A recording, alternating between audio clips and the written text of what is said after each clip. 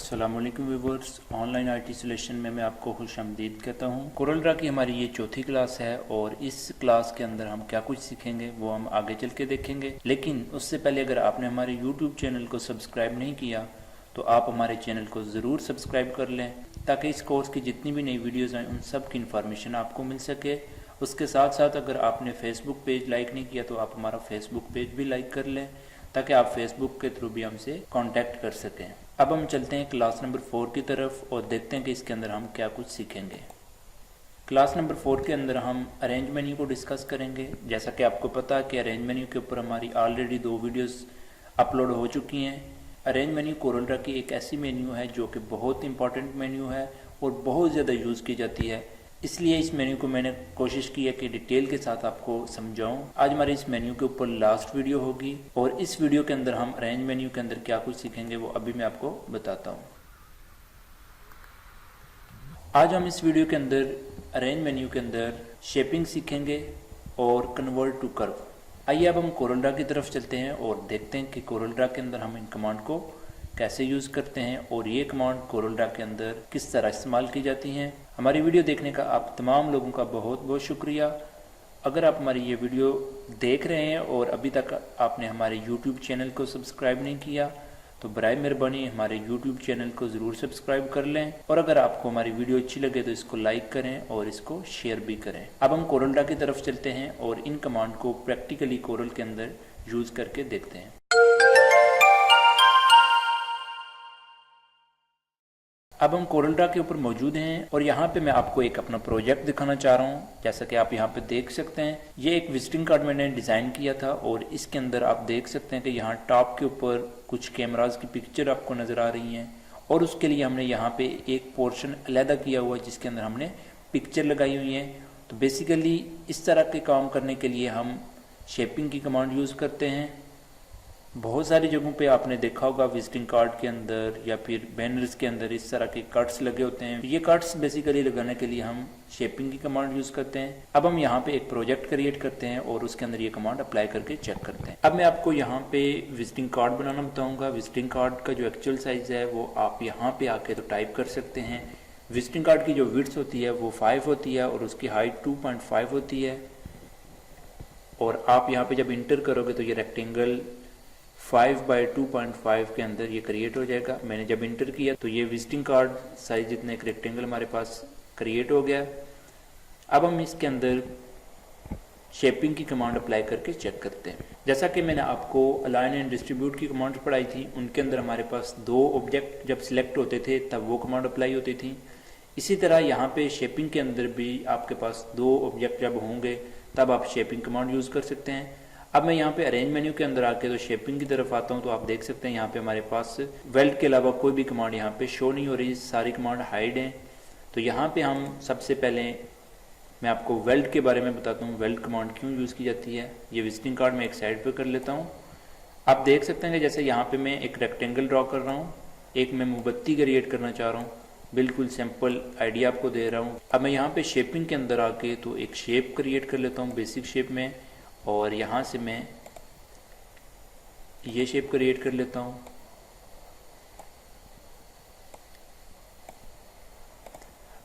अब आप देख सकते हैं कि यहाँ पे हमारे पास ये पार्ट अलहदा है, ये पार्ट अलहदा है और ये पार्ट अलहदा है।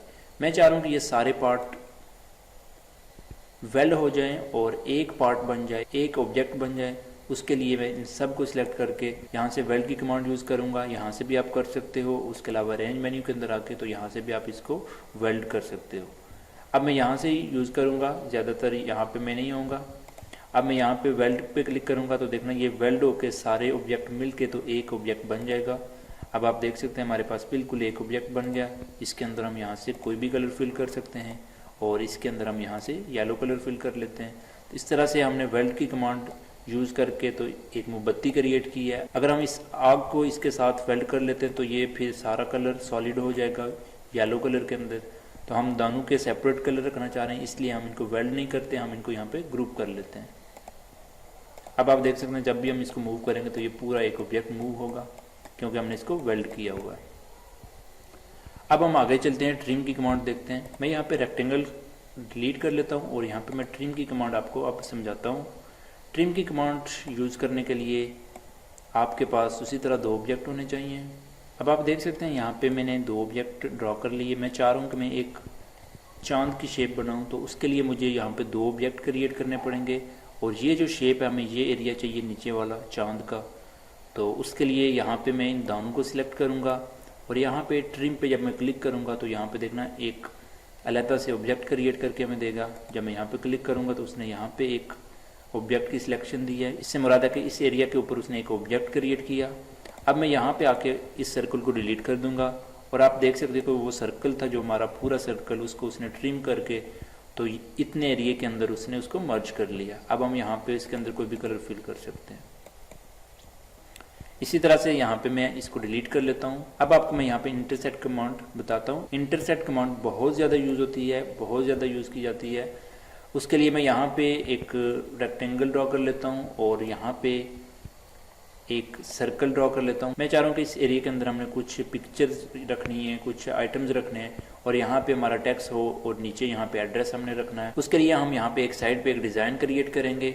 उसके लिए ये सर्कल लगा के, तो सर्कल के साथ मैं यहाँ पे रेक्टेंगल दानों को सिलेक्ट करूँगा और यहाँ से मैं इसको इंटरसेक्ट कर लूँगा। जब मैं इंटरसेक्ट करूँगा तो वो इस एरिया के अंदर हमें एक ऑब्जेक्ट क्रिएट करके देगा यहाँ पे।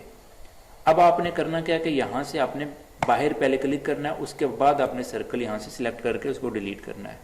बाद औक़ात होता है कि स्टूडेंट जब इन दानों को सिलेक्ट करके तो यहाँ से इंटरसेक्ट करते हैं तो वो यहाँ पे उस ऑब्जेक्ट की हमें सिलेक्शन बना के देता है जो ऑब्जेक्ट हमें चाहिए होता है, लेकिन वो यहाँ से डिलीट प्रेस कर देते हैं, उसकी सिलेक्शन ख़त्म नहीं करते, तो वो ऑब्जेक्ट यहाँ से डिलीट हो जाता है और वो समझते हैं कि इंटरसेक्ट कमांड अप्लाई नहीं हो रही।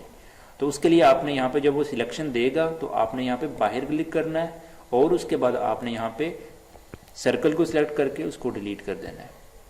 अब आप देख सकते हो यहाँ पे एक साइड पे उसने एक हमें डिज़ाइन बना के दे दिया। अब इसके अंदर हम कोई भी कलर कर सकते हैं और इसके अंदर हम यहाँ पे कोई डिफरेंट कलर कर सकते हैं। अब अगर नीचे हमने एड्रेस बार क्रिएट करनी है तो एड्रेस बार क्रिएट करने के लिए आज आपको मैं एक नया मेथड बताता हूँ।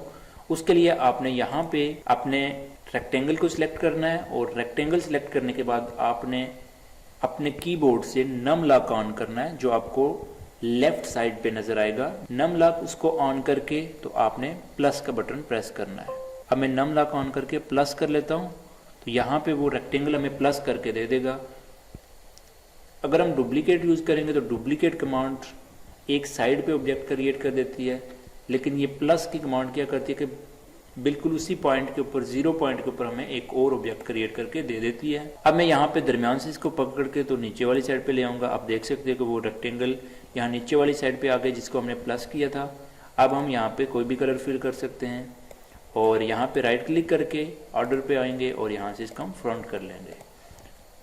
तो इस तरह से हम ये कमांड यूज़ करते हैं शेपिंग के अंदर, इंटरसेक्ट की कमांड। और इंटरसेक्ट की कमांड बहुत ज़्यादा यूज़ की जाती है।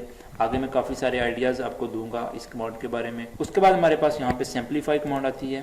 सिंप्लीफाई और ट्रिम के अंदर कोई इतना खास डिफरेंट नहीं है, दोनों कमांड तकरीबन सेम है। मोस्टली यहाँ पे सिंप्लीफाई के बजाय ट्रिम कमांड ही यूज़ की जाती है। सिंप्लीफाई कमांड यूज़ करने के लिए यहाँ पे मैं एक सर्कल ड्रॉ कर लेता हूँ और उसी तरह से मैं अगर एक चांद क्रिएट करना चाह रहा हूँ तो मैं यहाँ पे 2 सर्कल ड्रॉ करके दोनों को सेलेक्ट करूँगा और यहाँ से मैं सिंप्लीफाई कमांड यूज़ करूँगा।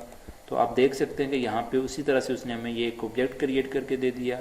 अब हम यहाँ पे इसको सिलेक्ट करके जब डिलीट करेंगे उसी तरह में यहाँ पे एक चांद का ये ऑब्जेक्ट हमें मिलेगा। उसके अंदर आप उसी तरह कोई भी कलर फिल कर सकते हो। ट्रिम कमांड और सिंप्लीफाई कमांड तकरीबन सेम है, इनको इतना ज़्यादा यूज़ नहीं किया जाता। उसके बाद हमारे पास फ्रंट माइनस बैक आता है। फ्रंट माइनस बैक, इसका मतलब है कि आपके फ्रंट ऑब्जेक्ट से बैक ऑब्जेक्ट माइनस हो जाएगा। अब आप देख सकते हैं यहाँ पे मैंने 2 ऑब्जेक्ट क्रिएट किए। ये हमारा बैक है और इसके अंदर मैं डिफरेंट कलर कर लेता हूँ, और ये हमारा फ्रंट ऑब्जेक्ट है, इसके अंदर मैं डिफरेंट कलर कर लेता हूँ। अब मैं अगर इन दोनों को सिलेक्ट करके तो फ्रंट माइनस बैक करूँगा और ये बैक हमारा माइनस हो जाएगा। यहाँ पे मैं आके जब फ्रंट माइनस बैक करूँगा तो आप देख लेना कि बैक माइनस हो गया और फ्रंट एरिया से जितना हमने माइनस करना था वो एरिया हमारा यहाँ से माइनस हो गया।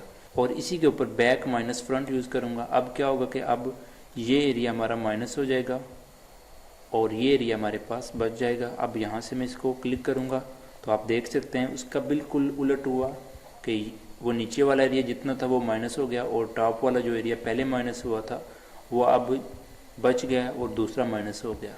अब मैं यहाँ से इसको डिलीट कर लेता हूँ और हम आगे चलते हैं यहाँ पे convert to curve. Convert to curve ये बहुत ही इंपॉर्टेंट कमांड है।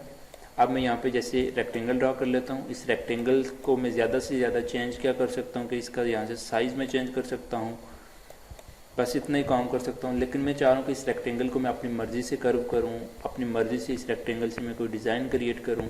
तो उसके लिए क्या होता है कि आप अपने ऑब्जेक्ट को कर्व कर लेते हो। कर्व का मतलब होता है उसको मोड़ना, अपनी मर्ज़ी से उसके अंदर चेंज करना। तो यहाँ पे मैं कन्वर्ट टू कर्व करूँगा तो ये ऑब्जेक्ट हमारा कर्व हो जाएगा। अब आप यहाँ पे शेप टूल लेके तो इस रेक्टेंगल की मदद से आप कोई भी काम कर सकते हो। जैसे यहाँ से मैं इसको आगे की तरफ ले जाता हूँ और यहाँ पे डबल क्लिक करके इसको यहाँ पे ले आता हूँ। तो इस तरह की एक मैं शेप क्रिएट कर सकता हूँ कन्वर्ट टू कर्व की कमांड यूज़ करके।